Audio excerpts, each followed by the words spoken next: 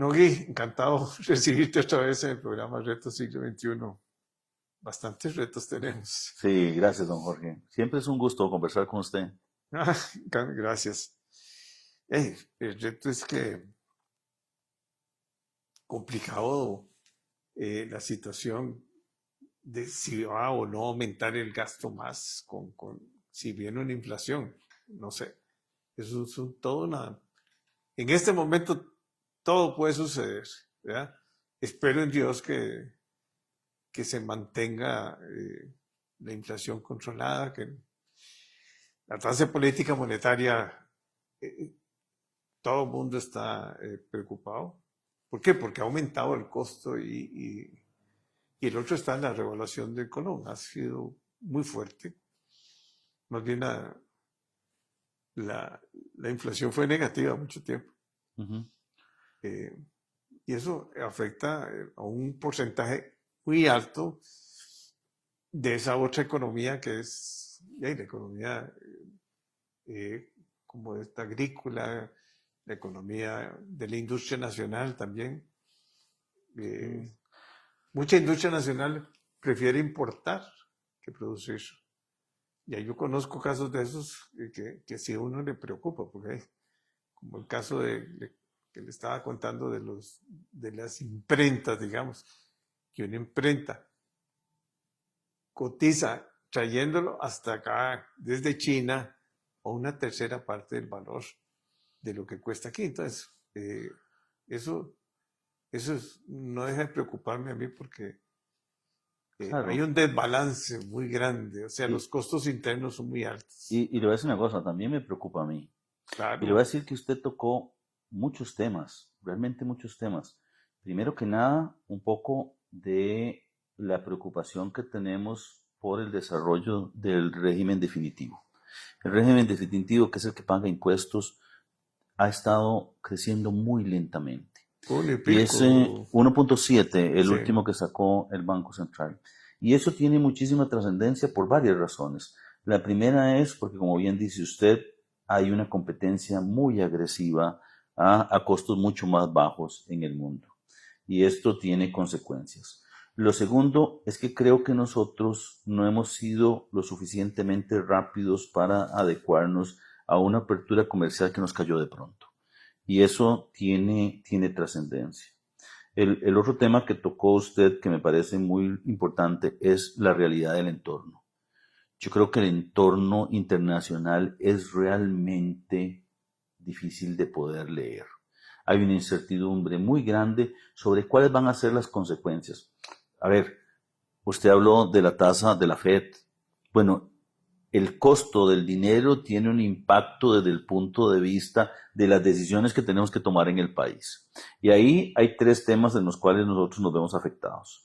Número uno, un lento crecimiento en los Estados Unidos implica menos turistas en el mercado local y eso potencialmente puede tener un impacto desde el punto de vista del sector turismo y de la entrada de divisas. El segundo tema es hacia dónde van nuestras exportaciones. Una economía que crece muy lentamente demanda menos y eso va a tener un impacto desde el punto de vista del crecimiento de nuestra economía.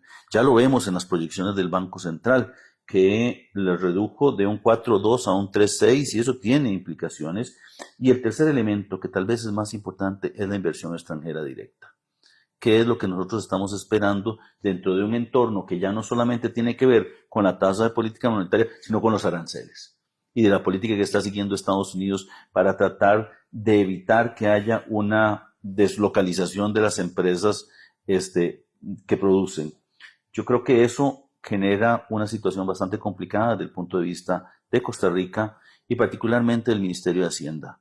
Número uno, una economía que crece lento, paga menos impuestos, una economía que consume menos, paga menos impuestos y le voy a decir, tenemos un gasto muy inflexible en donde las demandas de los sectores quieren mantenerse siempre. Voy a ponerle un ejemplo. Ahora que estamos negociando FES, ¿ah? La máxima de los rectores es el FES nunca puede ser menor que el del año pasado. La pregunta es, ¿por qué no puede ser igual si la inflación es negativa? ¿Ah? O otra cosa, ¿por qué, ahora que usted me contaba su experiencia de joven y todo, en una casa un hijo empieza a trabajar y lo que uno esperaría es que empezase a aportar una parte del gasto de la casa? Bueno, las universidades tienen vínculo externo y nunca toman en consideración eso para poder negociar el FES. Entonces yo creo que ahí hay temas bien importantes. El otro punto es los retos que tenemos nosotros como sociedad. Aquí hablamos del tema de educación y la pregunta es, ¿educación para qué? ¿Qué tipo de educación necesitamos para ese siglo XXI que usted bien promueve? Realmente hay que empezar a discutir eso. Lo segundo es cómo vamos a distribuir nosotros la riqueza de este país cuando una parte importante de nuestra población está envejeciendo y de una manera acelerada. Y el tercer elemento es cómo vamos a crear riqueza en un entorno en donde nos falta innovación y desarrollo dentro de la producción del país. Yo creo que hay un tema realmente grave en los temas de crecimiento. Por eso, el Ministerio de Hacienda ha hecho cosas importantes. Y digo cosas importantes porque la estabilidad fiscal es un requisito sine qua non para el crecimiento. Si nosotros seguimos endeudándonos como veníamos en los últimos años, lo que vamos a hacer es que vamos a desaparecer el ahorro nacional y lo va a tener todo el gobierno y va a quedar muy poco para el sector productivo nacional. Pero no solamente eso, sino que las tasas de interés van a subir. Y yo creo que ahí este gobierno ha hecho un esfuerzo muy importante por reducir la relación deuda-PIB, ha generado superávit primarios, aunque nos critiquen por eso, y tenemos una estrategia de endeudamiento. Ahí yo creo que ha sido fundamental la posibilidad de ir al mercado internacional. Nosotros en este momento estamos en la Asamblea Legislativa con un proyecto de ley para trasladar las colocaciones que se tenían que hacer en 2024, 2025 y 2026. Y la conversación me ha generado muchísimo optimismo, porque una de las cosas que hemos discutido es la posibilidad de ampliar este plan de endeudamiento. ¿Y por qué ampliarlo? Porque, otra vez, si yo no dejo nada de ahorro nacional, no va a haber ahorro para que las empresas puedan invertir. Si yo me salgo del mercado local, pasan dos cosas buenas. Primero, las tasas de interés no suben y dejo espacio para ese financiamiento. Pero además, nosotros podemos tener vencimientos más largos. Voy a decirle que cuando yo vine aquí, el vencimiento de nuestro portafolio era más o menos 5.8 años. Hoy es 7 años. Y eso quiere decir que vamos teniendo menos presión de endeudamiento. Cada año hay vencimientos. Si yo me paraba en mayo del 2022 y veía el 2025, yo tenía necesidades de financiamiento del 14% del PIB. ¿Y saben cuál es el ahorro nacional? 10%. Eso quiere decir que me iba a comer todo el ahorro nacional y me iba a hacer falta. Entonces, toda la estrategia de estos 3 años ha sido tratar de bajar esos niveles de vencimiento. Hoy le puedo decir que en este 2025 era solo el 8% del PIB lo que vencía. Y entonces vamos a tener espacio para dejarlo, pero necesitamos mecanismos que nos permitan a nosotros reducir el costo de la deuda. ¿Qué hicimos más? 3 cosas importantes. Abrimos el mercado local para inversionistas, ya tenemos ofertas de inversionistas que quieren venir a comprar deuda local en el mercado local y no tener que ir al mercado internacional. Pero eso tenemos que calibrarlo. Hicimos un plan de creadores de mercado. Creadores de mercado es calificar algunos participantes en el mercado, pueden ser puestos de bolsa, pueden ser bancos, pueden ser mutuales, que compren en bloque. Ellos me compran y después están obligados a revender. ¿Qué es lo que están haciendo ellos? Empezando a generarme una tasa de interés, un costo de la liquidez. Y eso es importante. Y el tercer elemento que hicimos fue que apenas que logramos estabilizar la economía, le pedimos al Fondo Monetario Internacional una línea de crédito flexible. ¿Qué es esto? Un mecanismo de financiamiento que frente a una situación internacional como la que tenemos hoy, ¿qué pasa si los términos de intercambio se caen porque el petróleo sube?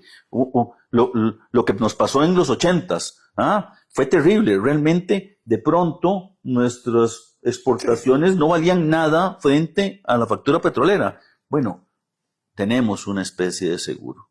Y eso es importante, porque este país hoy está en una condición que le permite decirle a los costarricenses que el buen manejo de las finanzas públicas puede asegurar una estabilidad macroeconómica importante para el desarrollo. Y eso creo que es un valor agregado de verdad. ¿Para qué? Para las conversaciones que teníamos ahora. ¿Qué vamos a hacer en educación? ¿Qué vamos a hacer en salud? ¿Qué vamos a hacer con el envejecimiento? ¿Qué vamos a hacer con el crecimiento económico?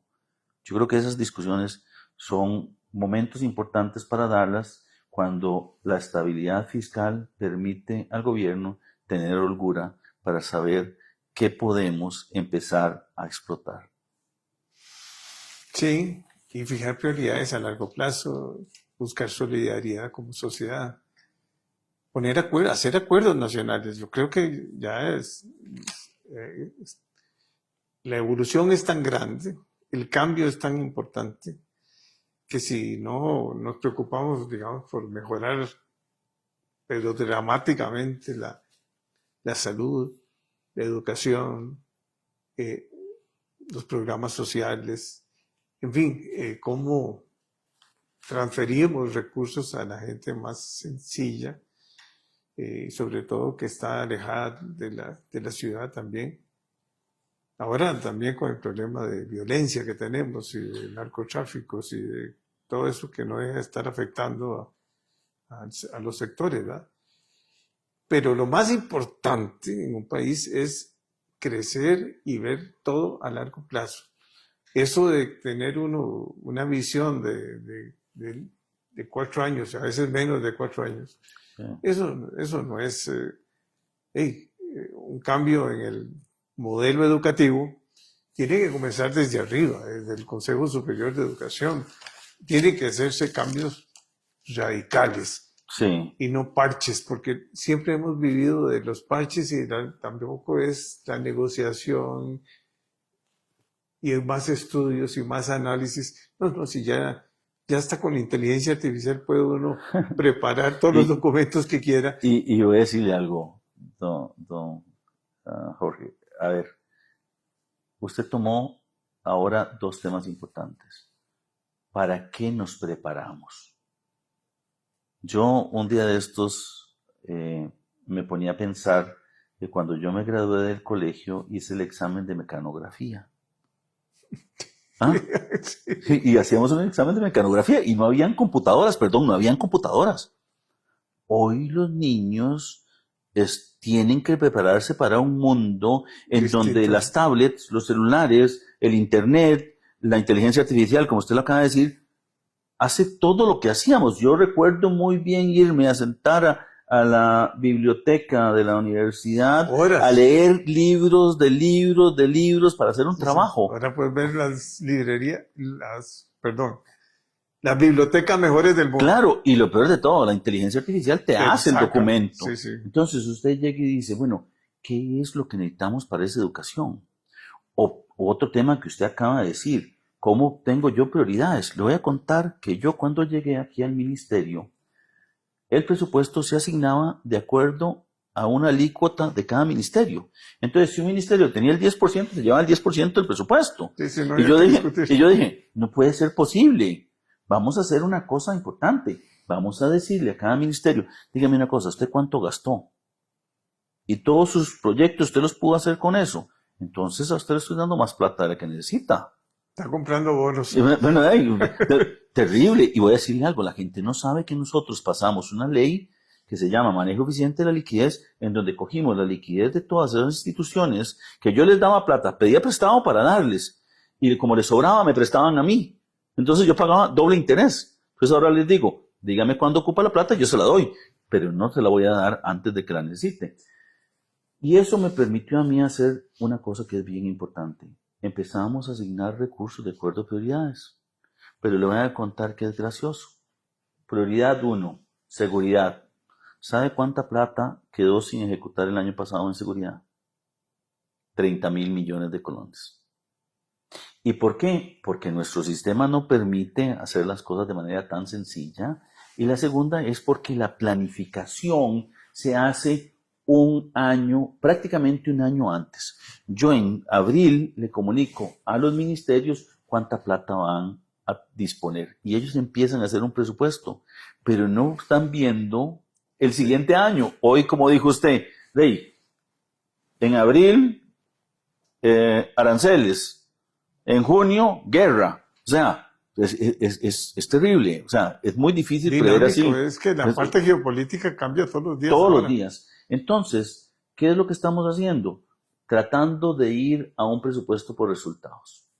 Lo estamos haciendo precisamente con seguridad. Hay un compromiso del Ministerio de Seguridad Pública de bajar la tasa de homicidios. ¿Qué vamos a hacer? Vamos a contratar más policías, vamos a definir zonas, como las llama el ministro de zonas calientes, entonces vamos a ampliar las zonas calientes, pero además vamos a construir las zonas amarillas, en donde hay algún tipo de situación. Y todo eso lo vamos a hacer a través del presupuesto, porque le vamos a decir a don Mario, usted ocupa personas, tome la plata. Usted ocupa armas, tome la plata. Usted ocupa viáticos, tome la plata. Y eso es lo que queremos hacer. Necesitamos evolucionar hacia un presupuesto que sea mucho más estratégico. Y eso por una simple razón, porque no tenemos plata suficiente.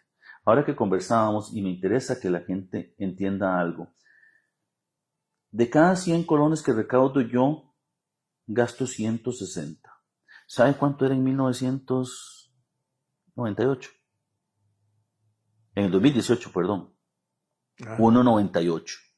O sea, casi 2 colones, exactamente. El doble gastaba que lo que ingresaba. Exacto. Y ahora lo que estamos tratando de hacer es tener un presupuesto mucho más adecuado. ¿Por qué? Porque en algún momento le mentimos a la gente y le dijimos que el Estado podía hacer todo lo que ellos quisieran. Claro, porque podían endeudarse, pero ya llegó un punto en donde no se puede endeudar más. Yo le decía a un grupo de personas una vez, vea, esto es como una familia. El padre o la madre o ambos tienen un ingreso. Y ese ingreso es el límite presupuestario. Y hay que empezar a ver qué cosas vamos a hacer. Si uno pierde el trabajo, ¿qué tenemos que hacer? Reducir el gasto. No podemos seguir con el mismo gasto, porque entonces lo que va a hacer el padre es conseguirse una tarjeta de crédito, endeudarse, y entonces ¿qué vamos a tener al final? Algo peor. No le va a alcanzar el salario de él para cubrir las necesidades y pagar las deudas. Bueno, el Estado casi llega a esa situación y hoy tenemos que visualizar que no puede volver a pasar. Yo recuerdo muy bien porque un amigo me contaba que a él le había ido muy mal con las tarjetas, que el papá le tuvo que ir a prestar la plata para hacer eso y él cortó las tarjetas enfrente del papá para no poderlo hacer. Bueno, nosotros tenemos que pensar en eso. Este país le va a tomar algunos años más que el gasto empiece a crecer con esa visión de desarrollo. Hoy tenemos esa visión que usted acaba de señalar. ¿Cómo le ayudamos a los grupos más vulnerables? Y eso le voy a contar. El DESAF este año va a llevar más de 800 mil millones de colones. Presupuesto 2026, más de 800 mil millones de colones. DESAF es el principal mecanismo que tenemos nosotros para ayudar a los más vulnerables. La pregunta es, ¿cómo somos más eficientes? Porque 800 mil millones de colones es muchísima plata. Hay que tener incidencia en la pobreza. No podemos seguir atrapados en un nivel de pobreza que prácticamente ronda el 20% por muchísimos años. Y se queda así hace Exacto. un rato ya. Entonces la pregunta es, ¿cómo puede ser posible que invirtamos más y no avancemos? Y que tengamos una estabilidad en la inflación, tengamos una estabilidad en el crecimiento y no estemos generando una reducción importante de la pobreza. Yo creo que ahí hay algo que no está haciendo bien. Hay que crecer más la economía, pero además distribuir más, ser más justos. Exactamente. Hay que tener cuidado y hay que acabar con una serie de privilegios que tiene muchos sectores y mucha parte del gobierno. Yo gozo porque ahora, perdón, sí. Voy a comenzar a hablar con los posibles candidatos. Algunos son posibles, otros ya más o menos están definidos. Pero les digo yo, bueno, pero vamos a ver, usted requiere tantos recursos, ¿cuánto se le va en administración? Que el proveedor, que esto, que el otro, que... Oye, uno estuvo ahí. El proveedor tenía que hacer un montón de papeles para ver si podía comprarle las llantas al carro. Otro era la contabilidad. Otra era la Contraloría, que había que tenerle un montón de informes. Otros eran los diputados que a cada rato pedían informes por muchas todo. veces por fregar nada más, ¿verdad? Y entonces se llena uno de abogados, se llena uno de asesores, y esa estabilidad que da el sector público es terrible, ¿verdad? Sí. Porque nadie puede medirle la productividad a nadie. Y pasa, no, pasa aquí y pasa en todo el mundo. En todo lado, la burocracia es muy difícil de La controlar. burocracia, pero es que es demasiado. O sea, ya por ejemplo, en educación es algo crítico, ¿ah? Es estructura tan grande para que llegue a... ¿Sabe qué me contaba el ministro de Educación? Que tenemos tanto problema con preescolar y ya no están llegando los niños a preescolar, que ahora va a prestarle las maestras de preescolar a los Sensinay Sí. para poder llegar y aprovecharlo. Bueno, es un poco eso lo que tenemos que empezar a hacer. Y usted tocó un punto muy, muy importante. Nosotros nunca hemos tenido una reforma del Estado real.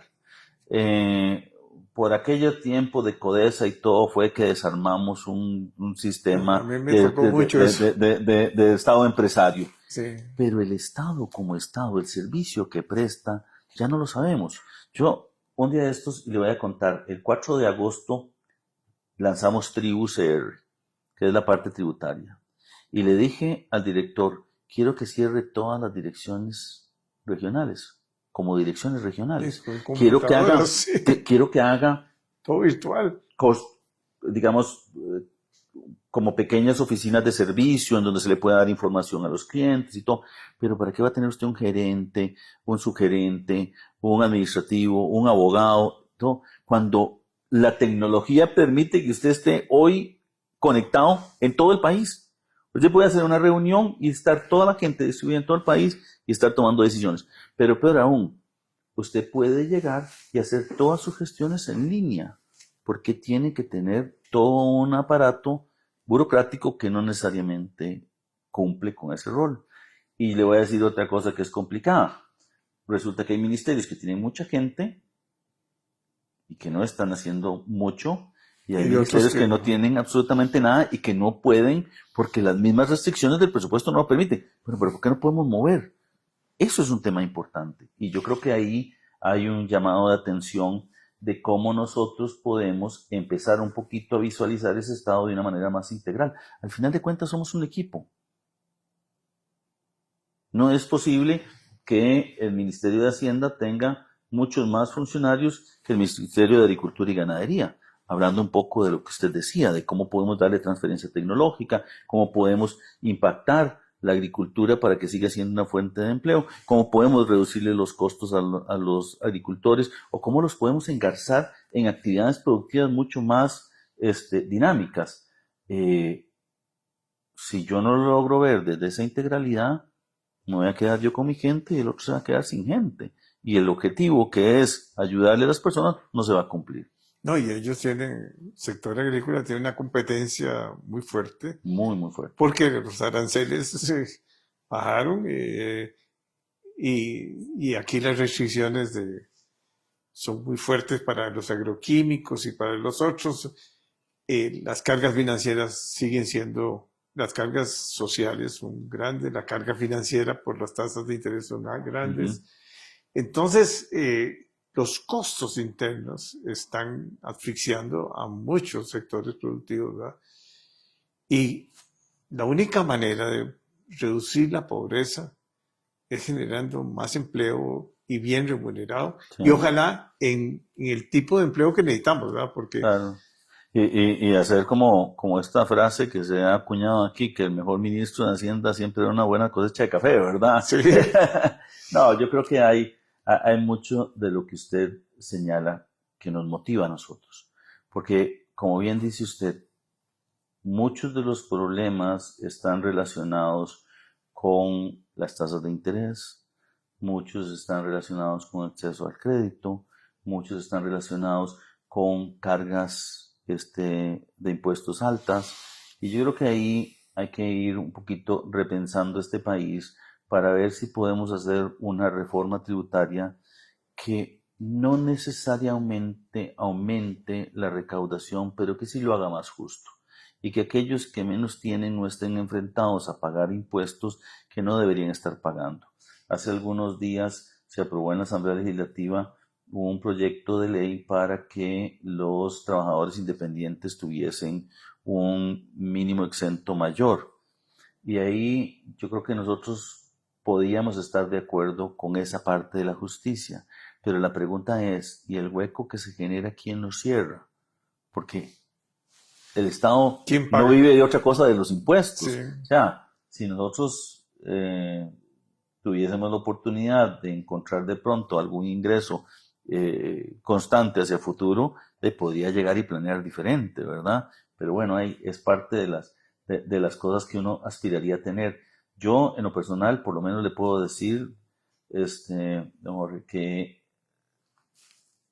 le dimos al país la estabilidad necesaria para arrancar. Es cierto, nos hace falta algunas cosas, pero si el Fondo Monetario está de acuerdo con nosotros, si los organismos internacionales están de acuerdo que nuestra economía ya va sobre ruedas, espero que el que venga aquí y se siente en esta silla tenga la sabiduría de saber manejar este carro que dejamos con gasolina, con aceite, con buenas llantas. bueno, yo en algunas cosas tendré diferencias, pero respeto lógicamente Estoy seguro de eso, Jorge, porque usted es eh, una persona muy crítica. no, es que yo sí he profundizado mucho con todos los sectores y ahora, como te dije, o sea, estoy escribiendo 10 libros. Bueno, también gracias a la inteligencia artificial que uno puede también elaborar más rápido, pero eh, yo el que le digo a mis hijos, no les va a quedar nada, pero les va a quedar un legado. Es que hay que responsabilizarse. La juventud no quiere involucrarse en política y hay que involucrarse en política. Estoy completamente de acuerdo con usted. No puede ser que un muchacho diga, no, es que son un montón de corruptos, qué pereza, ¿por qué voy a votar? No. Es importante la educación cívica. O sea, a mí me enseñaron educación cívica. Hey, usted también. Claro. Habían elecciones en las escuelas, en los colegios, en las universidades, en todo. Y había una educación y un respeto al Tribunal Supremo de Elecciones y un respeto a nuestra voluntad de libertad y de democracia. Eh, Pero yo sé una cosa, a mí me parece que esa desidia de los muchachos se dio por dos razones. La primera es porque no fuimos lo suficientemente capaces de poder dar oportunidades y abrir puertas. Se volvió algo muy cerrado, de grupos muy, digamos, enfocados en algunos personalismos. Yo creo que en los últimos años los jóvenes han empezado a tener un poquito más de beligerancia. Y yo espero que lo tengan. ¿Saben por qué? Porque lo más importante es que nosotros estamos aquí en el ocaso de nuestra vida política. No debería ser así. Las personas que estén aquí deberían estar construyendo el país en el cual van a vivir. Yo le voy a comentar algo. La razón por la que yo decidí asumir esto es porque yo tengo dos hijos. Y esos hijos van a vivir en este país. Y este país tiene que ser un país posible. ¿Por qué? y sus nietos también. No, espero que ellos estén ahí. Y digo esto porque dejamos de pensar en eso. Usted tocó un punto importante. Hace 70, 80 años, pensábamos a 50 años plazo. Hace algunos años empezamos a pensar en 10, en 5, y hoy, como dijo usted, 4 es un horizonte muy largo, y yo creo que como país no podemos darnos ese lujo. Así que, de verdad, el esfuerzo que se ha hecho, por lo menos que yo he hecho, y quiero decir que yo estoy metido dentro de este gobierno de cabeza, es en la necesidad de darle oportunidad a las futuras generaciones. No podemos seguir diciéndole mentiras a los jóvenes de que el país va a estar mejor cuando lo hago a punta de deuda. Porque les voy a dar el pan de hoy, va a ser el hambre del mañana. Y no podemos seguir en eso. Y lo segundo es que yo creo que hay que planear la casa para los hijos y no pensar que usted hace una casa para usted. Yo hablaba una vez con unos amigos y decía que uno tiene normalmente 3 casas. La primera cuando se casa y son 2. La segunda cuando tiene los hijos. Y la tercera es cuando ya se retira y otra vez hay que volverse más pequeñito. Bueno, este país tiene que ir pensando en esos horizontes de más largo plazo y pensar en algo que es bien importante. Hay una responsabilidad intergeneracional. Yo no puedo gastar lo que mis hijos van a necesitar en este futuro. Bueno, no, yo creo que tomaremos otra ocasión para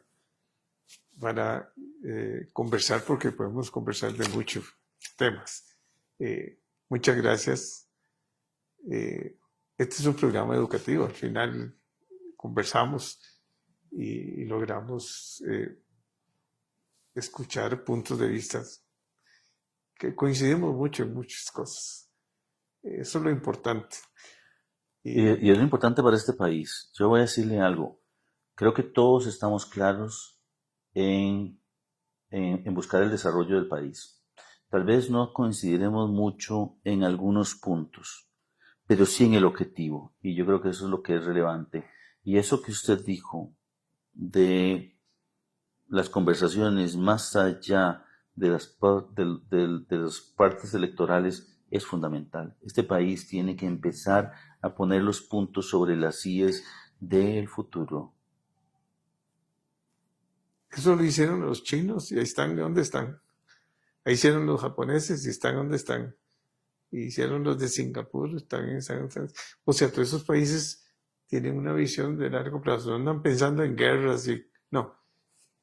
Ahora tal vez están ya invirtiendo un poco en armamento, pero su primero era levantar la educación, levantar la infraestructura, ahorrar, trabajar, hacer el esfuerzo, y ahí están. Estados Unidos tuvo su origen en eso.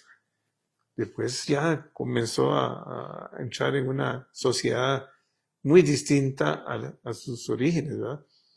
Y ahí están ahora con problemas serios fiscales y de visión de largo plazo. Yo creo que el mundo tiene que pensar que todos estamos en este planeta y que tenemos que cuidar el planeta y que el cambio climático y tenemos que pensar en la gente que más necesita, y que todos tenemos que estar unidos. Podemos pensar en cosas pequeñitas, pero la visión, digamos, en el campo educativo, ponernos de acuerdo en que las escuelas tengan cierta independencia, que pueda haber innovación, que los maestros puedan tener creatividad y no estar llenando papeles de un programa que viene ahí desde no sé cuántos pisos del edificio. Pero bueno, muchas gracias y será un honor volverte que nos volvamos a juntar. Claro que sí, muchísimas gracias a usted. Y le voy a decir una cosa, reconozco su esfuerzo de generar pensamiento. Este país necesita, a partir del pensamiento, generar debate. Así que muchísimas gracias por la invitación y cuente conmigo las veces que usted me invite, estaré aquí. Siempre estarás invitado y de honor.